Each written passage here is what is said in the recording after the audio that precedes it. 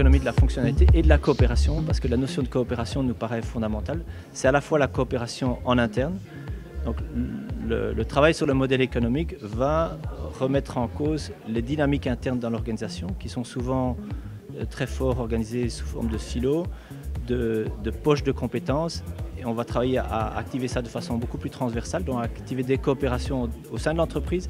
Et puis aussi, il y a beaucoup de ressources qui sont souvent inexploitées en termes de possibilités de coopération et de co-construction de valeur avec des partenaires extérieurs, avec les clients, avec les bénéficiaires, avec des prescripteurs, avec des acteurs du territoire, que ce soit des acteurs publics ou d'autres fonctions support qui tournent autour de l'entreprise, les financiers, les assureurs, les juristes d'entreprise, etc.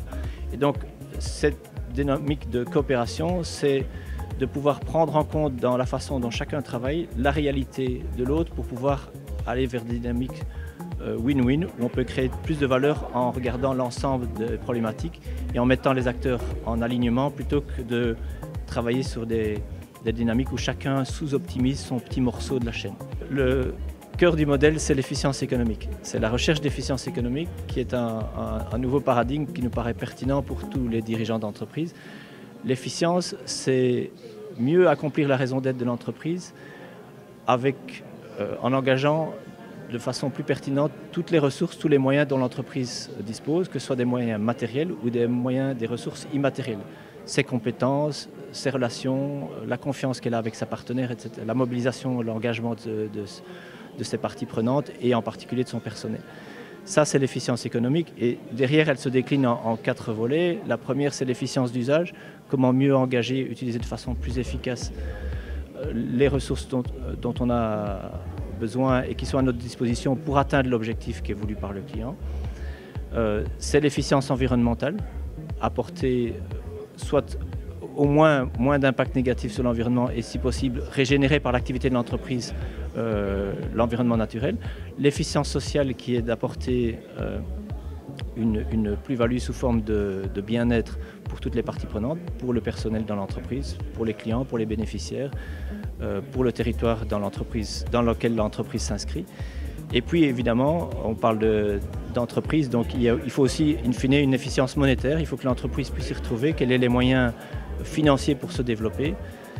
Mais donc on voit que dans la notion économique, c'est plus large que la seule dimension monétaire, c'est l'économie au sens plein du terme de la gestion des systèmes dans lesquels s'inscrit l'entreprise.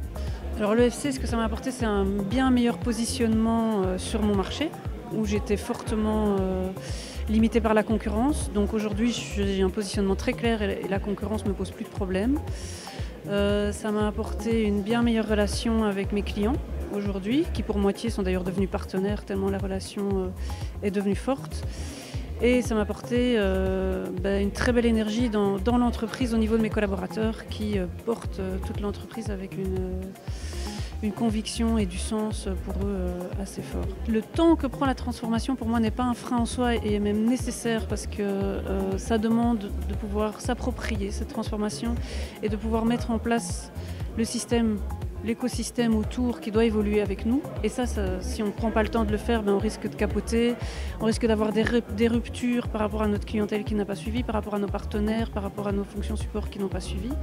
Donc c'est un temps qui est nécessaire, pour moi c'est pas un frein. Et par contre, le fait qu'on avance par petits pas et que ça nous permet que ça soit tangible tant pour mes collaborateurs que pour nos clients, que pour les résultats, on a déjà des premiers résultats assez vite. Ça c'est quick win, ça c'est sûr qu'on en a et du coup ça permet de donner du sens à ce temps.